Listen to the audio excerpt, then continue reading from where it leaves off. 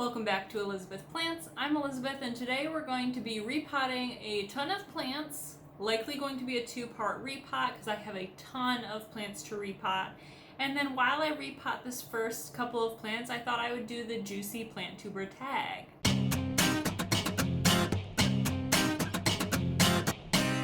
Now, I recognize most people did this tag months ago, almost a year ago. It's a tag that I wanted to do but never got around to fitting it into my schedule. So I thought, since I have so many plants to repot, I would, take a couple steps back and do this tag that I wanted to do but hadn't got around to. Now, for part 2 of this repotting video, I am asking that you guys send in your questions. So I've posted it to Instagram, and I have posted it to YouTube communities, but feel free to ask any questions you have about plants, being a plant tuber, about me, about anything in the comments down below, and you might get your question answered in the next video, in the next repotting video. For today, we're going to do a lot of repotting, mostly into lecca. However, I do have to do like a pot swap between a couple of plants, and one of those plants is staying in soil. So mostly lecca repotting. We'll do a little bit of soil. Now, for the plants I'm doing in this video, I've already rinsed out their roots. Let's just get into it. I have so many plants to get to, I might not even film them all. Let's start with the juicy plant tuber tag. So this tag was created by Julie Nicole, so thanks. And there are 11 questions. So we're just gonna go right through it. Let me grab my first plant. I think the first plant we'll just do my variegated burley marks. This guy is doing quite wonderful, though he hasn't popped open any new leaves in a while. And I think that's partially because I trimmed him up a bit, and that was the first time he had ever been trimmed in my care. So maybe he went into shock a little bit. But he's starting to pop stuff out now, so I know he's doing well. The root system looks pretty good. There was a couple of rotted roots in there that I pulled out. Mostly pretty good. So we're going to put this guy into lecca while we answer this first question. So what are the 3 most expensive plants you own? What were their prices? And do I have regrets? I don't make a point of remembering how much I spent on plants all that often. Actually, I forgot my scoop. Alright, got my scoop. And I do want to address, in this video, plants are in front of me, and I had to replace my laptop way sooner than I had expected to because Simba dumped a bunch of water on it. So I can't currently replace my phone, which is what I film on, with a better filming system. So if there is some autofocusing that seems a little wonky, I apologize. My intention was to use the money that I had to use on my laptop on a better filming device, but life happens and cats dump over water. I don't really make a point to remember how exactly expensive my plants are because I don't want, it just doesn't matter so much to me like it seems to for a lot of people. I pay for a plant what I think it is worth. If I do not think it is worth the price offered, I don't pay for it. But there are a couple of plants that stick out in mind, 2 specifically. So the first was my very first plant that I got that was expensive, and it was an alocasia, I'm forgetting which alocasia it was. It was like a purpley leaf, and I spent about $100 on it. They're more available for cheaper prices now than what I paid for it, or at least they were cheaper like 6 months ago. Who knows anymore? But I spent about $100 on that plant, and it was thriving for a long time, and then this summer it just dropped all of its leaves and it hasn't grown a leaf since. I have it in lecca in my greenhouse, but I'm not seeing it coming through anytime soon. I'm really hoping that it just went dormant for the winter, though I don't think that's likely since none of my other plants seem to be going dormant for the winter for the most part. But that guy is not doing too well. I don't regret it, because I love the plant and I want to replace it, but it was an expensive buy. I understand that. I definitely put that money aside for that plant. And then the second plant that comes to mind is my variegated amedrum. If you didn't watch that unboxing, I'll try and remember to put it in a card, but it was one of my most recent Green Spaces ID unboxings, and it's my variegated amedrum. I spent $200 on this plant. I bought it with a bunch of other plants, so that's not including taxes and things like that. But that's this guy. I do not regret it. I think he's super, super cute. $200 is a lot, but this was my birthday gift to myself, and he is finally starting to do a little bit of growing. I don't know if the camera will pick it up. Finally doing some growing. So for the most part, these plants that I'm putting into lecca, I'm putting back into the pots that they were already in. I mostly, for this video, picked plants whose pots were lecca friendly, simply because it's not on my current financial list to buy more pots. Let's do question 2. What is the most you would spend on a plant? So I feel like 200 is my current max. I'm in a financially transitional period. So right now I'm spending pretty much nothing on plants, but 200 is what the max I've spent so far. I haven't been okay with spending more than that at all yet. I really barely am okay with that. So I don't want to pigeonhole myself into a max, because I think it really just depends on the plant, and it really just depends on where I am in my life, in my finances, in love with that plant. I don't like giving myself limits because they may change. But I definitely think if I don't feel the plant is worth the price, I will not buy it.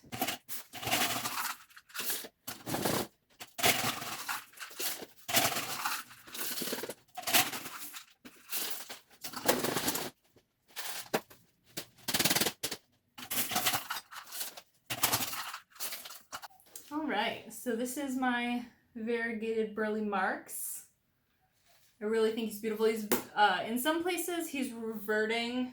So I've trimmed off some of those plants, or some of those leaves, but like this leaf is completely, it's new. It's just now hardening off. But I don't see any variegation on it or the stem. So likely it'll be trimmed down at some point. But for now, this is this guy. And he is now in lecca. Now what I do after I repot them into lecca is I take them into the shower and I do a full rinse down. I let water drain through the lecca for a long time, get any residual lecca powder from the lecca or dirt from the roots, just kind of flushed out. And then I will stick him in, about an inch or so of fresh water for the first go, and I'll just watch him. I'll monitor him pretty closely. And then for the subsequent waterings, I might add fertilizer depending on how the plant's doing, the time of year, how it's growing, etc.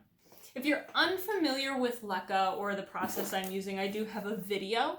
I will try and remember to put that in the card and link that up there. I pretty much prepared everything up front. The lecca is pre-rinsed. It's not soaking in water right now or anything like that. We're really just going for the repotting in this video, not the teaching of lecca. So let's do our next question. And I've got them just kind of printed off on this little mini printer paper. If you're curious to know what printer I use to print off on such small paper, I'll link to a Elizabeth Journals blog post that I wrote about them, and where I kind of use the paper.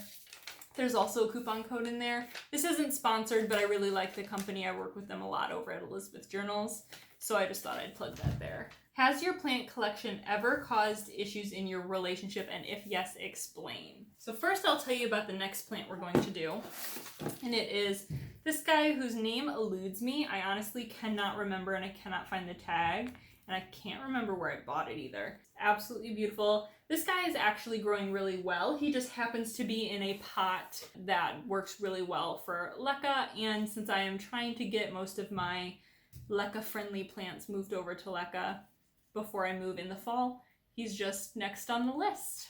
So plants really haven't caused any relationship problems for me. My boyfriend doesn't get why I like it so cluttered and jungly, and most of my friends and family don't either. However, it's never caused an issue.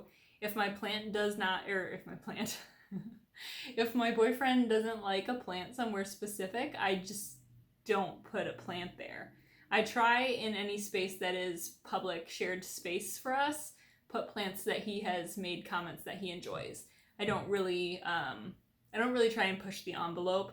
Our cats are pretty destructive of my plants anyways, so most of them stay pretty hidden.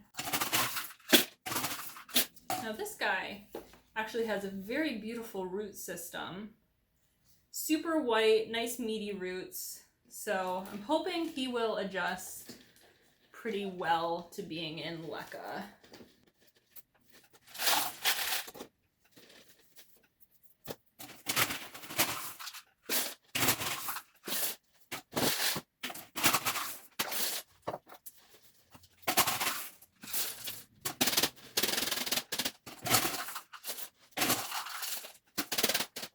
Ta-da! He's leaning forward quite a bit because he usually sits right here in this like space. But he's pretty happy. We're popping out what looks like 2 leaves. So that's exciting. Has owning plants interfered with your travel plans? You know, I don't think they have interfered with my travel plans at all. I haven't made any major travel plans during growing season. My partner and I traveled to Austin twice this year, both for a little under a week, one in spring, one in winter, and just to, apartment shop and things like that, because that's where we're moving in the fall. And in the spring, my cat sitter is also a plant person, so she can keep an eye on my plants, but mostly I prep them to be good for a week when I leave anyways, so she hasn't really had to do anything. And then this last time we traveled, all my plants, it's winter, they're not drinking as much water. At the time in which we left, the heat wasn't running constantly, so they weren't drying out super fast, and it was cooling down, so it wasn't as sunny. So it just happened to work out perfectly for me. My next plant is my Maoi. I don't know how to pronounce that. But this guy is doing pretty well. Every time I think he's going to bust out a chintzy leaf, he doesn't, with the exception of this guy. But this is actually an offshoot off of the main stem. So I think that that's pretty, you can see it, pretty exciting. He's doing pretty well. Again, just happens to be already existing in a lecca-friendly pot.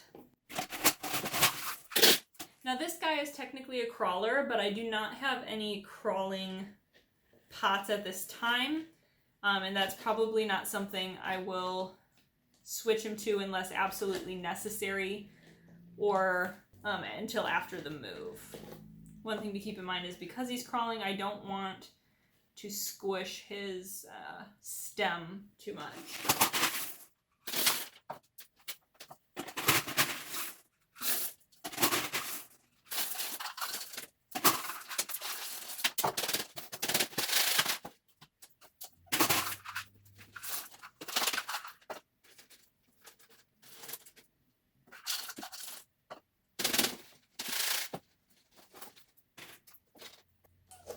Alright, that is this guy. He's a little front heavy,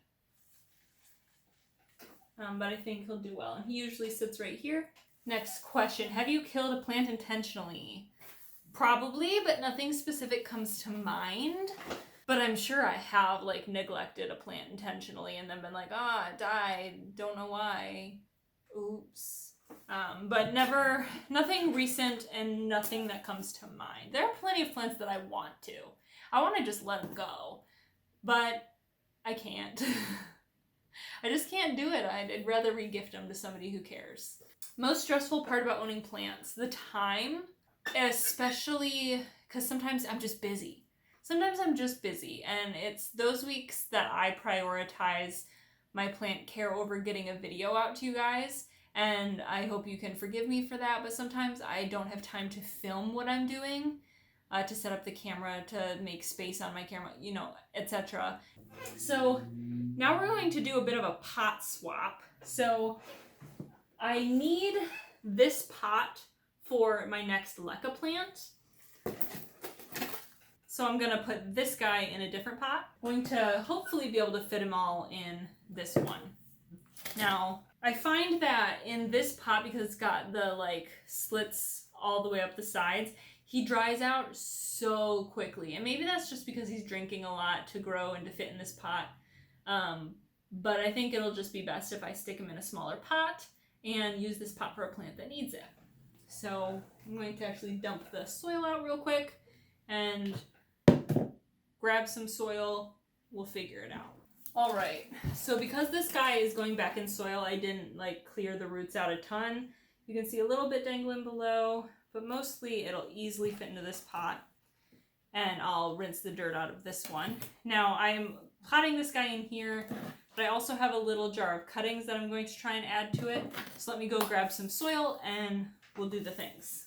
All right, I'm back. I've got soil and we've got the next question. If I were only allowed to have 3 plants from my collection, what would they be? So easily my Salome name change, and then my Albo Syngonium, and probably my Alocasia Stingray. However, he is struggling right now. So an Alocasia Stingray, maybe a bigger one that's not struggling. But yeah, I think that's a pretty easy decision actually, because there are very clearly 2 that I love above all others. My Salome and my Albo Variegated Syngonium. And then the third plant can kind of just, I guess it could kind of just rotate. So what's my opinion on the rare plant hype? I don't know that I've ever formed an opinion about the rare plant hype. I think it really just depends on why. Like, I don't love that plants are being hyped up and like costing hundreds of dollars, sometimes thousands of dollars. But like, if you're into rare plants, you're into rare plants. Like, that's not my problem. You're not hurting me. You just, I think maybe the problem comes when we shame people for not liking rare plants or for not being able to afford rare plants, or make people feel bad that they can't do that or don't want to. I think that's where it gets kind of troublesome to me. But otherwise, like, you into rare plants, you do you. I'm into some rare plants. But I think, I don't know, I think it kind of depends on what part of the conversation we're having. I feel like I don't participate in the rare plant game to the extent many people do. I think like it becoming an obsession can be really dangerous, or it like messing with your other finances can be really dangerous. But I don't plant shop. I plant shop, if that makes sense. I don't go seek out specific plants. I seek out plant shops, and then when I find plant shops that I like, I just periodically browse their stock, and if I find a plant I like for a price I'm willing to pay, I buy it. So, I don't know. I don't know that I have a fully formed opinion. Have you ever purchased a plant just because it was trending and you don't like it that much? I don't. Oh, Pilea peperomoides. I bought that plant because it was hyped and like people loved it, and I saw it for like a cheap price, and I was like, I'll give it a shot. Like, people love this plant. I don't like the way it looks necessarily, but I like peperomias, and I don't know if it's a peperomia, but I believe I had read somewhere that it grew like peperomias or something like that. So I thought I would give it a chance, and I liked it on and off for a while. It actually grew pretty well in my home, but I just never fell in love with it. And eventually I gave it away or sold it on Facebook. I can't remember. So that's probably the only plant that I've gotten because of the hype. I feel like usually when I get a plant, I either get it before the hype exists, out of just luck and happenstance, or I get it well after the hype has gone because I'm not paying up the wazoo for a hype plant per se. So now these are all got pretty little root systems. I think I can just poke them into the soil versus having to have planted them in. Do you think having a plant collection is bad for the environment? I guess I don't understand this question. Is there like research out there saying that it is? Do we have a reason to think that it is? I haven't heard this. Some of these root systems are a little rotted, so that worries me. Those two are a little rotted. This one's fine, so I'm gonna pop this one in. I guess I don't know the context of this question, so I feel like I can't form an opinion without understanding the question. If there's some evidence that says, like some scientific evidence that says owning houseplants is bad for the environment, then I'm inclined to believe the science, but I don't know of this argument. Let me know in the comments below what your opinions of this question are, and if you know more about this question, because I'd love to learn about it. I haven't heard anything like that yet. Okay, most of these were actually a little rotted, so I'm thinking that they dried out too much at one point, and I'm going to have to... The cats are trying to break in. I'm gonna have to look into that a little bit more, so I'll pop those in at a later date. But I was able to add 2, and this is my Cebu Blue. And now that we have freed up this guy, I'm going to dump out the soil, get the soil out of the way, and then I'll be right back for the last question and plant. All right, so I'm really hoping this last plant will fit in here. This is the biggest, like, lecca-friendly pot I have, but this plant specifically I want in lecca because it's a smaller version of a bigger one that I have, so I'm testing it. And also the cats love digging in the dirt of this one, so it's just easier if I put it in lecca if I'm able. And the sun's coming out, so lighting's gonna get weird, but we've got one question, one plant. Let's get to it. All right, so this whopping beast is the plant I am talking about. We've got 2 different like branches, but I can't tell if they're separate plants, same root system or different root systems. We've got some nice, beautiful, healthy leaves. This plant is actually really happy. So I'm hoping that it continues to be happy during this transfer process. It was in terracotta, just because that's the only pot I had that was big enough without being too big. So let's hope he fills out this pot pretty well. And the last question, how much would someone have to pay you to kill your favorite plant? Thousands. I think they'd have to pay me thousands.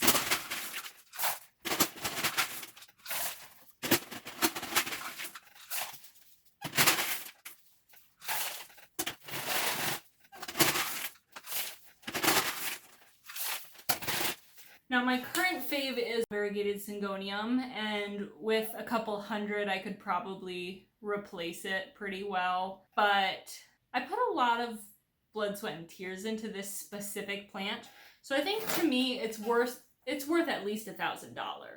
Like if I'm gonna have to replace it at its current size, plus like the trauma of killing it, yeah, I'm going to probably need 1,000 or more.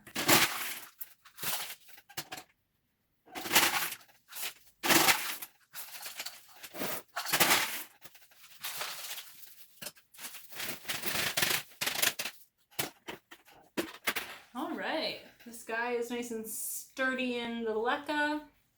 Just like all the other plants, he will get watered down, flushed through with just shower water after I'm done with this video. But that is all the plants and all of the questions that I have today. Again, I did the Juicy Plant Tuber tag by Julie Nicole. And I switched a bunch of plants to lecca. Let me know in the comments down below what you think about the topics we've discussed today, what the most expensive plant you've ever bought is, and if you're willing to kill your favorite plant for me. Now again, put your questions in the comments down below. I will be filming more repottings very soon. I've got a ton to do, and I will see you next time.